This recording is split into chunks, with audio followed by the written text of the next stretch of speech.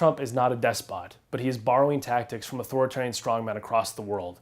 Tactics that I've seen firsthand in my research of despots in places like Sub-Saharan Africa, Southeast Asia, the Middle East.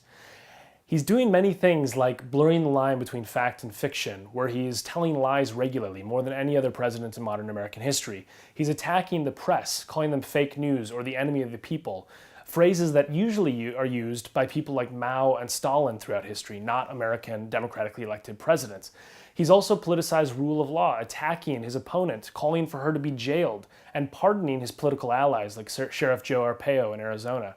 He's also tried to rig the election by engaging in voter suppression for the next time around by hiring somebody with a track record of suppressing votes in Kansas.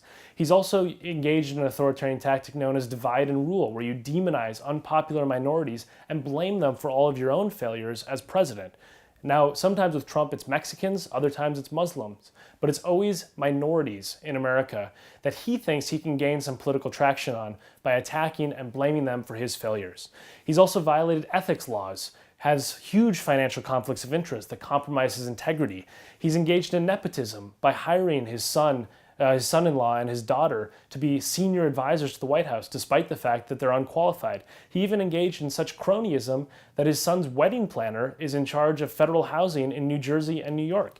And he's also tried to do the rally around the flag effect, like many authoritarian strongmen, where he tries to claim that criticism of the government means that you're an enemy of the nation.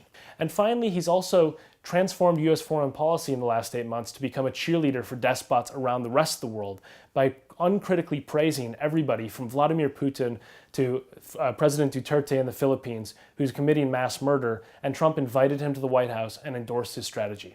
All of these things are massive red flags, and it means that even though Trump is not a despot, this echo of authoritarian tactics in the White House should give us all pause and a lot of reason for concern.